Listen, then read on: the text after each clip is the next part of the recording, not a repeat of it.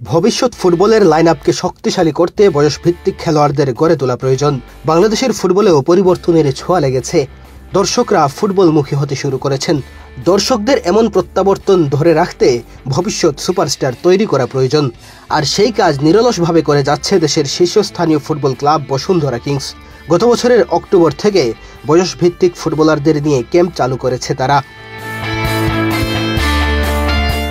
গত কয়েক মাস ধরে ক্যাম্পে নিয়মিত অনুশীলনের কারণে খুদে ফুটবলাররা এখন বেশ পরিণত। বলের ওপর তৈরি হয়েছে অসাধারণ নিয়ন্ত্রণ। চোখ ধাঁধানো ড্রিবলিংয়ে মুগ্ধ করেছেন সবাইকে, যার কারণে এসব খুদে ফুটবলারদের নিয়ে নতুন করে স্বপ্ন দেখতে শুরু করেছে বাংলাদেশ। ফুটবলাররা নিয়মিত প্র্যাকটিস করলেও এখন পর্যন্ত কোনো ম্যাচ খেলার সুযোগ পাননি, যার কারণে কার কতটুকু দক্ষতা হলো সে ব্যাপারে নিশ্চিত হতে পারছেন না কোচেরা।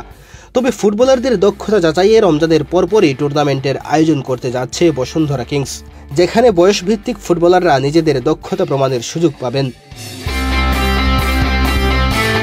রমজান মাসে অনেক ফুটবলারই ক্যাম্প ছেড়ে বাড়ি চলে গেছেন, যার কারণে অনুশীলনে অন্য সময়ের থেকে ব্যস্ততা কম। যারা থেকে গেছেন তাদের চোখে মুখে বড় স্বপ্নকে ছুঁতে হবে, অন্য সবার থেকে এগিয়ে থাকতে হবে। এজন্য অন্যরা প্র্যাকটিস বন্ধ রাখলেও তারা তাদের অনুশীলন চালিয়ে যাচ্ছেন।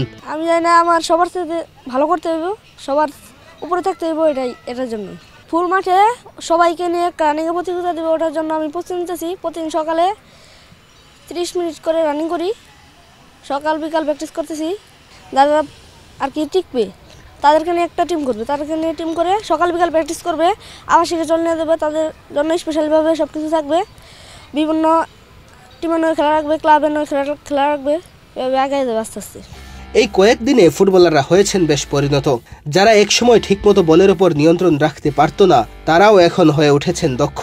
রমজানের পর যে টুর্নামেন্ট হবে সেটাও মূলত খেলোয়াড়দের দক্ষতা যাচাইয়ের জন্য করা।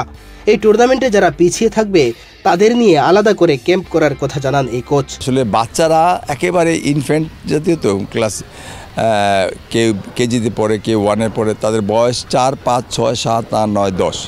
তবে যারা আসছে প্রথম যা বল নক করতে পারতো না, একেবারেই বল রিসিভ করতে পারতো, নক করতে পারতো, পাস করতে পারতো না, মাশাআল্লাহ এখন 4 মাসে তারা বেশ অনেকটা ইমপ্রুভ করেছে। তো আমরা আশা করবো যে শুধু 4 মাস না, 4 বছর পর ভালো প্লেয়ার হবে নিঃসন্দেহে। ডেফিনেটলি যে আমরা যেভাবে ট্রেনিংগুলো করছি উইথ বলের ট্রেনিং, ফান ট্রেনিং, ওরা এনজয় করছে, প্লাস ওরা আগের চেয়ে অনেক ইমপ্রুভ করেছে, ইনশাআল্লাহ আরও করবে। রমজানের পর আমরা ফার্স্ট 15 to 18-এর একটা টুর্নামেন্ট করবো, আর একটা 11 to 15-এর করবো। কারণ ওদের বাচ্চাদের সংখ্যা খুব কম, ওরা আবার ইরেগুলার।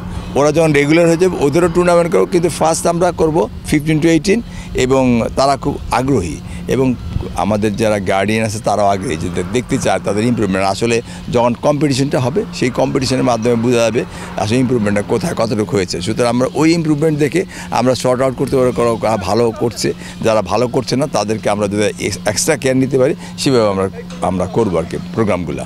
ফুটবলারদের দক্ষতা যাচাই এবং মূল ম্যাচে তারা কতটা পরিণত হয়েছেন সেটা প্রমাণের লক্ষ্যে টুর্নামেন্টের আয়োজন করছে বসুন্ধরা কিংস ক্লাব কর্তৃপক্ষ। চলছে রমজান মাস, রমজান শেষ হলেই টুর্নামেন্টের আয়োজন করতে যাচ্ছে ক্লাবটি। মেহেদী হাসান তালহা, বাংলাদেশ প্রতিদিন।